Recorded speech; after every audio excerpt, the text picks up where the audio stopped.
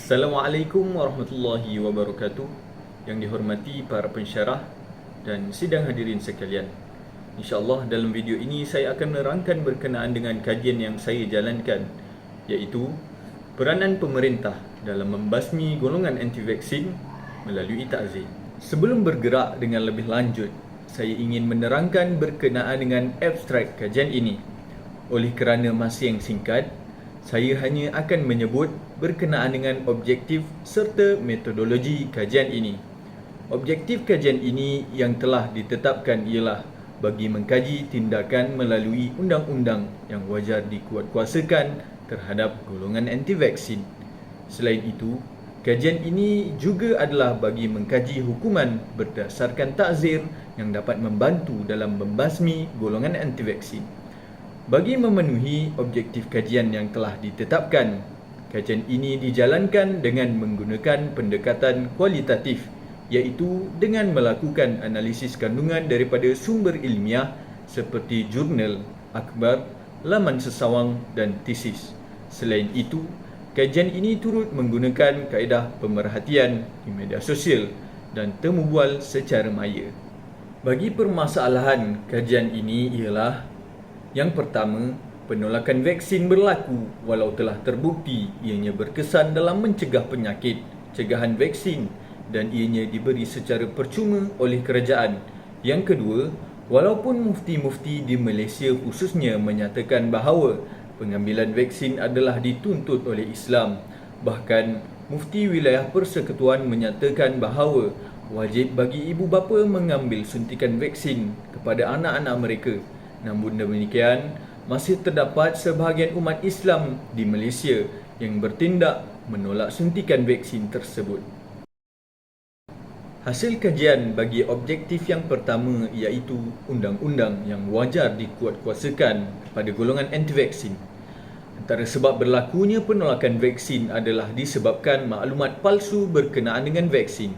Oleh itu, golongan anti-vaksin yang menyebarkan maklumat palsu berkenaan dengan vaksin boleh didakwa di bawah Seksyen 233 Akta Komunikasi dan Multimedia 1998. Jika didapati bersalah dalam melakukan perbuatan yang disebutkan di dalam seksyen tersebut, seseorang boleh dikenakan hukuman sebanyak RM50,000, denda, penjara tidak melebihi setahun atau kedua-duanya sekali.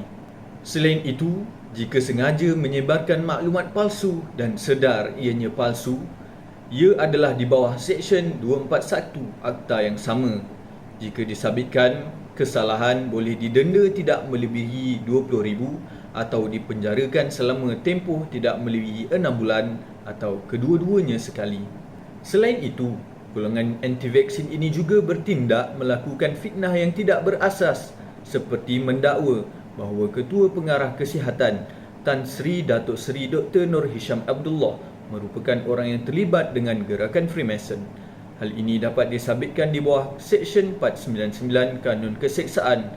Jika disabitkan kesalahan, seseorang boleh dikenakan hukuman penjara selama 2 tahun atau dikenakan denda atau kedua-duanya sekali. Selain itu, mana-mana kenyataan anti-vaksin yang berpotensi dalam menyebabkan ketakutan awam boleh dikenakan tindakan di bawah Seksyen 505(b) Kanun Keseksaan. Jika disabitkan kesalahan, seseorang boleh dikenakan hukuman penjara sehingga 2 tahun atau denda atau kedua-duanya sekali. Seterusnya kita bergerak kepada hasil kajian objektif yang kedua, iaitu hukuman takzir yang boleh dikenakan terhadap golongan anti-vaksin. Saya akan menerangkan hukuman-hukuman tersebut mengikut kesalahan yang dilakukan. Yang pertama ialah membahayakan nyawa akibat penolakan vaksin. Jika dapat dibuktikan berlakunya kecuaian atau disebabkan penolakan vaksin tersebut berlakunya kematian, maka seseorang boleh dikenakan hukuman di bawah mana-mana kategori, sama ada membunuh dengan sengaja, seumpama sengaja atau secara tidak sengaja atau mana-mana yang berkaitan. Bagi kesalahan menyebarkan maklumat palsu, seseorang boleh dihukumkan penjara, buang negeri atau denda bagi memberi pengajaran kepada si pelaku.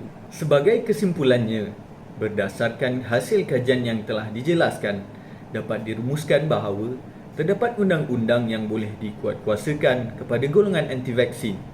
Dari sudut takzir pula, Hukuman yang boleh dikenakan terhadap golongan anti-vaksin adalah luas dan berubah-ubah mengikut kesalahan yang mereka lakukan. Peruntukan undang-undang yang berkait dengan kesalahan anti-vaksin yang terdapat di Malaysia secara keseluruhannya telah merangkumi ruang lingkup takzir itu sendiri. Oleh demikian, tinggal sahaja penguatkuasaan undang-undang yang perlu dipertingkatkan dan diutamakan dalam memberi kesedaran dan pengajaran kepada golongan anti-vaksin agar penyakit cegahan vaksin dapat dihindari dan menyelamatkan nyawa rakyat Malaysia secara umumnya.